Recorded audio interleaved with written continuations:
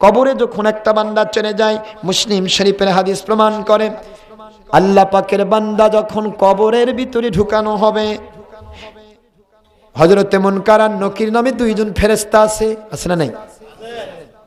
কবরের ভিতরে প্রশ্ন করার জন্য যখন তারা আসবে মাটি কাটতে কাটতে, হাদিস প্রমাণ করে হাতের দাঁতের মতো মোটা মোটা দাঁত দিয়ে যখন কবরের মাটিগুলি কাটতে কাটতে দুইজন ফেরেশতা যখন কবরের দিকে ঢোকা শুরু করবে, ডান দিক থেকে প্রথম ঢোকার চেষ্টা করবে, তার ডান সাইড থেকে ডান পাশে এসে দুই ফেরেশতা দেখতে পাবে সীসা ঢালা প্রাচীরের মতো। এতক্ষণ মাটি কাটলাম, আমার কষ্ট হলো না, কে গো এই প্রাচীর লাগাই দিল? এই মানুষটিকে তো আমি জিজ্ঞাসা করব, জিজ্ঞাসার উত্তর চাই, কে গো এই প্রাচীর লাগাই দিল? প্রাচীর জবাব দিবে, রে মুনকার নাকির, এ আল্লাহর বান্দা জীবনে কোনোদিন নামাজ কামাই করে নাই, নামাজের মায়া মোহব্বত তার ভিতরে এত বেশি ছিল, ইমানদার হওয়ার পরে নামাজ আদায় করেছে, নামাজের মায়া তার ভিতরে ছিল, তার জিন্দেগির পুরো নামাজের একটা কপিকে এই ডান সাইডের প্রোটেকশন হিসেবে আমার আল্লাহ কবুল করে নিয়েছে।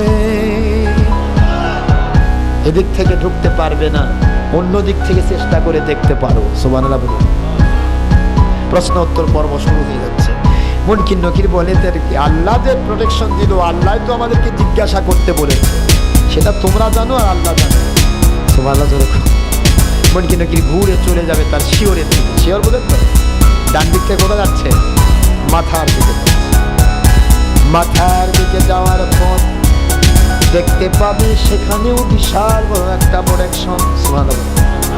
আম্মা জানেরা, ও দয়াজান আম্মারা, আপনাদের জন্য যে ওয়াজগুলি করা হচ্ছে শুধু ঘটনাই নয়, এই ওয়াজগুলি পুরুষ মহিলা জিন ইনসান, যুবক যুবতী, তরুণ তরুণী, মহিলা পুরুষ সকলের জন্য দরকার।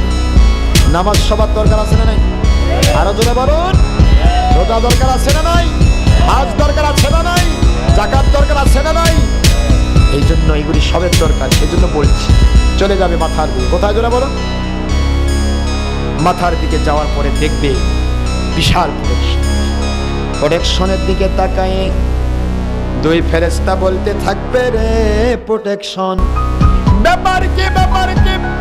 আল্লাহ রাব্বুল আলামিন তো আমাদেরকে এখানে পাঠিয়ে দিলেন প্রশ্ন করার জন্য, কি ব্যাপার? সামনে প্রোটেকশন আসলো কোথা থেকে?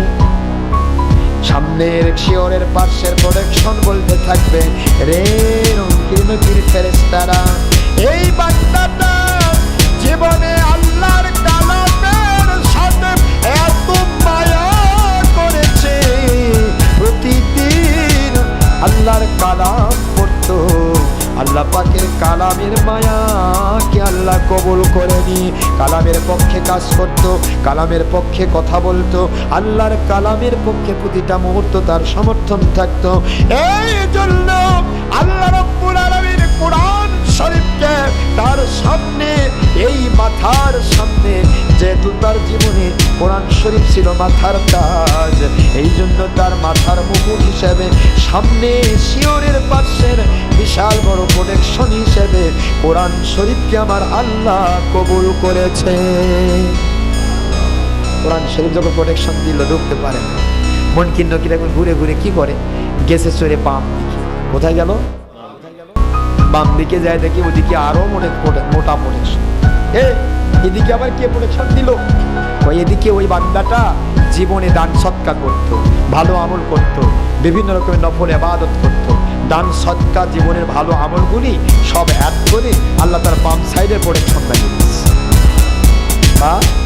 আমরা যাবো কোন দিক দিয়ে? তা বুঝতেছেন? শিওরের দিকে চলে যাচ্ছে। হ্যাঁ, পায়ের পা পিছন সাইডে গিয়ে আরেক প্রোটেকশন দিতে পারে। এদিকে আবার প্রোটেকশন আসলো পেছন সাইড থেকে বলো, এই জায়গাতে যে প্রোটেকশন দেখতে পাচ্ছ, ওই আল্লাহর বান্দা জীবনে রোজা ছাড়তো না। সুবহানাল্লাহ। কি ছাড়তো না? রোজা ছাড়তো না। দুইটি বর্ণ আসছে, একটা পিছন সাইডে রোজা, বাম সাইডে রোজা, পিছন সাইডে সাতটা আমার কথা কি বোঝেন নাকি আপনারা? ভাইজান রে আমার, পেছন সাইড থেকে বলা হবে জীবনে কোনোদিন রোজা ছাড়তো না, রোজার প্রতি মায়া তার ছিল, সারাদিন ধরে মনটা চাইতো পানি পান করতে, মনটা চাইতো খেতে, মনটা চাইতো স্ত্রী সহবাস করতে, কোনোটাই না করে এই বান্দা সারাদিন ধরে আমার আল্লাহর কুদরত দেখবে বলে খাই নাই। ওই অন্ধকার ঘরের ভিতরে বসে খেতে পারত, মালিক দেখবে বলে খাই নাই। পানির ভিতরে ডুব দিয়ে ইচ্ছা করলে পানি পান করে তৃষ্ণা মিটাতে পারত, মালিক দেখবে বলে পান করে নাই। আমার আল্লাহর ভয়ভীত হয়ে এই বান্দা যখন তার জীবনের সব কিছু স্যাক্রিফাইসকে, কোরবানিকে কবুল করে নিয়া রোজা রেখেছিল, এই রোজাকে আমার আল্লাহর কুদরত তার পায়ের সাইড মতান্তরে বাম সাইডে আমার আল্লাহ রব্বুল আলামিন প্রোটেকশন বানিয়ে দিয়েছে। মুনকির নকির চিন্তা করে যাব কোন দিক দিয়ে, তাহলে উপর দিকে যাই। উপর দিক থেকে কেবল বাঁশের খাড়াল, এই কথা, বাঁশের খাড়ালের দিক থেকে যখন ছোটে লক্ষ্য করে দেখে ওই কবরের ভিতরে মানুষ নাই, পুরা কবরটা জুড়ে রয়ে গেছে বিশাল বড় পাখি। পাখি কোথা থেকে আসলো? পাখি পালক মিশিয়ে দিয়ে আরাম করে শুয়ে আছে। পাখি আমাকে আমার আল্লাহ পাঠিয়ে দিলেন ওই মানুষটিকে প্রশ্ন করব, প্রশ্ন করার পর তার কবর জান্নাত অথবা জাহান্নাম হবে। কিন্তু কেন পাখি? বলো না, বলো তুমি পাখি কোথা থেকে আসলে? পাখি বলে না, নকির বন্ধু, আমার আল্লাহ রব্বুল আলামিন ওনার কালামের একটা মাত্র একটা সুন্দর একটা সূরা আছে, সূরাতুল মুলক। কোন সূরা? সূরাতুল মুলক। এই আল্লাহর বান্দা, এই আমার আল্লাহর বান্দা হিসেবে প্রতি রাত সারা নামাজের পর সে সূরা মুলক পড়া বাদ দিত না। সূরা মুলকে আমার আল্লাহ পাখি বানায়া আমার পালকের নিচে তাকে ঘুমিয়ে দিয়েছে। জাগান যাবে না, আমার পালকের নিচে ঘুম পাড়তেছে, জাগান যাবে না। সুবহানাল্লাহ। আল্লাহর মেহমান, জাগানো যাবে না।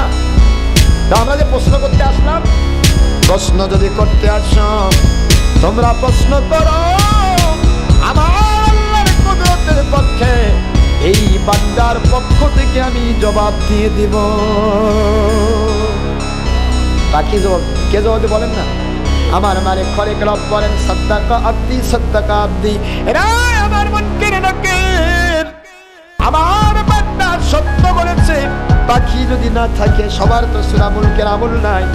মুনকির নকির এবার ঢুকলো কোন দিক দিয়ে? কথা বোঝেননি? উপর দিয়ে ঢুকছে, পাখি নাই। সূরা মুলকের আমল যারা আছে তাকে পাখি প্রোটেকশন দেবে। মুলক যখন নাই, পরে নাই, মুনকির নকির ঢুকতে পারলো, কিন্তু প্রশ্ন দিলে উত্তরগুলি আল্লাহর কুদরত থেকে বের হয়ে যাবে। জোরে বলেন না সুবহানাল্লাহ। বের হয়ে যাবে। রাব্বি আল্লাহ, কি জোরে বলেন? রাব্বি আল্লাহ, আমার আল্লাহর কুদরত। তিনি আমার পালনিওয়ালা, তিনি আমার আইনদাতা, তিনি আমার বিধানদাতা, তিনি আমার খলিক, তিনি আমার হায়াতের মালিক, তিনি আমার মৌতের মালিক, তিনি আমার শান্তিদাতা, তিনি আমার মরণদাতা। সব কিছু যখন বলে দিবে রাব্বি আল্লাহ, আমার আল্লাহর কুদরত খুশি হয়ে যাবে। এবার দ্বিতীয় প্রশ্ন, মান হাযাল রাজুল আল্লাযী বুইসা ফীকুম, এই মানুষটি কে গো যাকে তোমাদের নিকটে প্রেরণ করা হয়েছিল? জোরে বলেন সুবহানাল্লাহ। যেই মানুষের আমার নবীর সাথে ভালোবাসার সম্পর্ক আছে, নবীর দাঁড়িয়ে আছে, তারও দাঁড়িয়ে আছে। নবী পাক সাল্লাল্লাহু আলাইহি ওয়াসাল্লাম সুন্নতের পাবন, তিনি সুন্নতের পাবন। আমার নবী প্রেম তার ভিতরে আছে। নবীকে আমার মতো বলে নাই, নবীকে বড় ভাইয়ের মতো বলে নাই, নবীকে মাটির মানুষ বলে নাই, তুচ্ছ তাচ্ছিল্য করে নাই, নবীকে নবীর মতো করেছে। ওই মানুষটির ঈমান, আকল, আকীদাকে কেন্দ্র করে আমার আল্লাহর কুদরত তার ভিতরে নবী প্রেম ঢুকিয়ে দিবে। মুহূর্তের ভিতরে তার সামনে জারি হয়ে যাবে, এই হাদার রাজুল আর হাদার রাজুল নবী আখির রাসূল মুহাম্মাদুর রাসূলুল্লাহ সাল্লাল্লাহু আলাইহি ওয়াসাল্লাম। চিৎকার বলুন সুবহানাল্লাহ। ভাইজান রে, পরবর্তী প্রশ্নের উত্তর হবে আমার দিনুকা, আমার দিনের নাম কি? কোন জীবন ব্যবস্থার উপরে চলেছ? যে মানুষটি আমার আল্লাহর কালামকে জীবন ব্যবস্থা মানে নাই, আমার হাবিবের আদর্শকে জীবন ব্যবস্থা মানে নাই, ও মানুষটি যেটাকে আদর্শ মেনেছিল, আদর্শ মেনেছে গণতন্ত্র, সে গণতন্ত্রের কথা বলবে। আদর্শ মেনেছে সমাজতন্ত্র, সমাজতন্ত্রের কথা বলবে। আদর্শ মেনেছে রাজতন্ত্র, রাজতন্ত্রের কথা বলবে। আদর্শ মেনেছে দুনিয়ার কোনো বাতিল শক্তির, সেই কথা বের হয়ে যাবে যে আমার আল্লাহর কোরআন মেনেছে, নবীজি পাক সাল্লাল্লাহু আলাইহি ওয়াসাল্লাম সুন্নাহর পক্ষে কাজ করেছে, কথা বলেছে, বের হয়ে যাবে দ্বীনুল ইসলাম, ইন্নাদ-দীনা ইনদাল্লাহিল ইসলাম। আল্লাহু আকবার বলুন, আওয়াজ চলে আসবে। হে আমার বান্দা,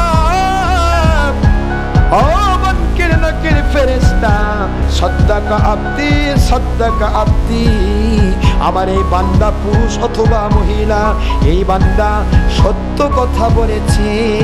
দুনিয়াতে সে আমি আল্লাহ রাব্বুল আলামিনকে মেনে নিয়েছে, দুনিয়াতে আমার কোরআনকে মেনে নিয়েছে, আমার নবীজিকে মেনে নিয়েছে। আমার মুনকির নাকির কষ্টের উত্তর পর্ব পাশ হয়ে গেছে, আমি আল্লাহ কবুল করে নিয়েছি। আমার এই বান্দার পোশাকটাকে আর এই সাদা নম্র পোশাক, সাধারণ পোশাক রেখো না। আলবিসুহু লিবাসাল জান্নাহ, জান্নাত থেকে জান্নাতের নিয়ামতে পূর্ণ পোশাক দিয়ে এই বান্দাটাকে আচ্ছাদিত করে দাও। বান্দাকে জান্নাতে পোশাক পরিধান করে দেওয়া হবে। সুবহানাল্লাহ ধরে বলেন না। আফরিশুহু ফারসাল জান্নাহ, ও বান্দাকে তোমরা সাধারণ মাটির বিছানা রেখো না, রেখো না, রেখো না। এই পুরুষ অথবা মহিলা, এই মুমিন পুরুষ মহিলা, তার কবরটার বিছানাটা তোমরা মাটির বিছানা রেখো না। আমি আল্লাহর কুদরত থেকে জান্নাতের সুন্দর মোলায়েম বিছানা, নূরের বিছানা তার কবরের ভিতরে বিছিয়ে দাও। ও বান্দাকে একা একা রাখবো না, রাখবো না। একা একা থেকে বান্দা ভয় পেয়ে যাবে মৃত্যু, সেই ডে অফ জাজমেন্ট, বিচার দিবস। 50,000 বৎসরের ওই দিন আসার আগে কবর থাকবে 40,000 বৎসর, পুলসিরাত থাকবে 30,000 বৎসর। এই 40,000 বৎসর তাকে আমি একা রাখবো, সে কষ্ট পাবে, হতে পারে না, পারে না। জান্নাত থেকে একজন সুঘ্রাণযুক্ত নেককার বন্ধু তার কবরে পাঠিয়ে দাও। আরো জোরে বলেন আল্লাহু আকবার।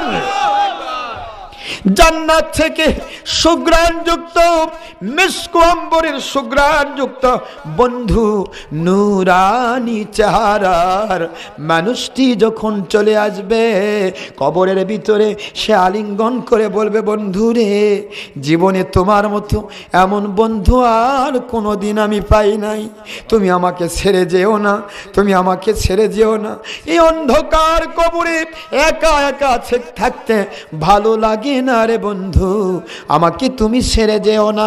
বন্ধু বলবে, বন্ধু ছেড়ে যাওয়ার জন্য আমি আসি নাই, আমি তোমার সাথে থাকবো কিয়ামতের পূর্ব মুহূর্ত পর্যন্ত।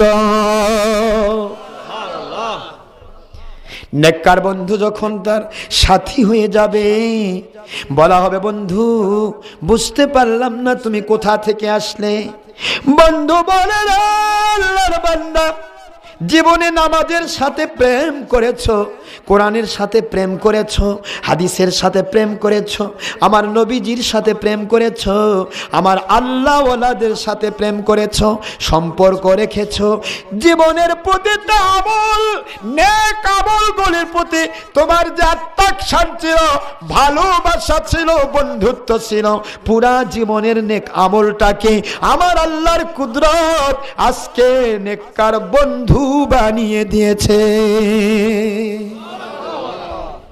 তোমার জীবনের সমস্ত নেক আমল, সমস্ত আমলকে আমার আল্লাহ আজকে বন্ধু বানিয়ে দিয়েছে।